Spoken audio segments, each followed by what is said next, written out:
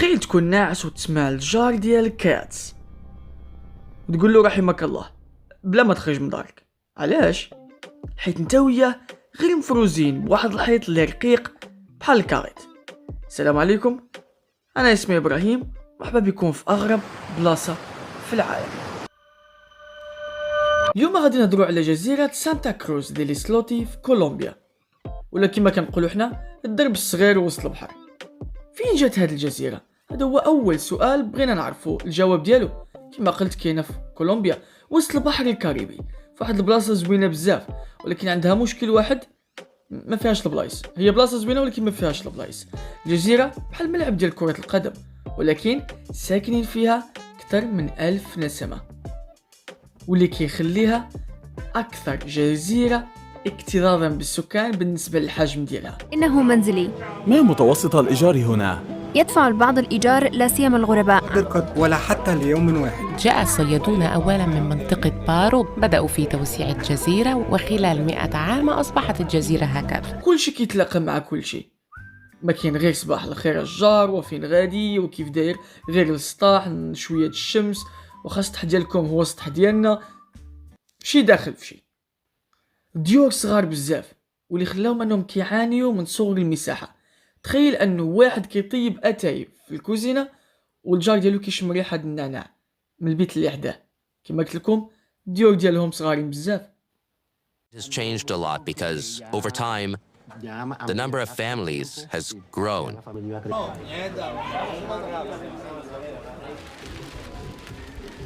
واحد المشكل اخر اللي هما الماء والكهرباء. كنتو كتعرفوا ضروره الماء والكهرباء اللي خاصها تكون عندنا في الحياه.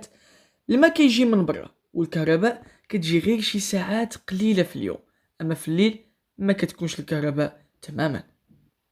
مشكل الماء انه ما عندهمش الماء بزاف للصالح للشرب في الجزيره.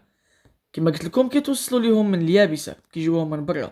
اللي اقرب ما بلاصه ليهم واقرب مدينه كولومبيا ليهم هي كارتاخينا، واللي بعيده عليهم بجوج سوايع. او لا كيجمعوا شويه من ماء ديال المطر اللي كيطيح. يعني الحياه صعيبه، ولكن الناس تما عايشين بالبساطه وفرحانين. Them something. Of course. We live in harmony and we live like a family. I don't know what happened to me. Maybe it was adolescence, which often made me think that living anywhere else in the world except on the islet would be better. But I was completely wrong.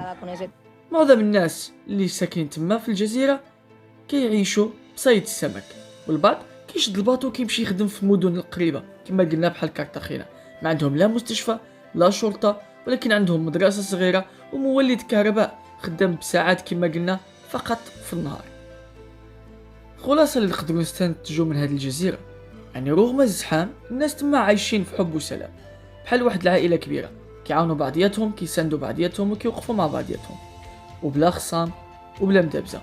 وكتفهم بلي انا السعاده ما بقاتش غير في المساحه، ولكن في المعاشره الزوينه. بغيتكم تجاوبوني في التعليقات، واش تقدروا تعيشوا نهار واحد في داك الزحام؟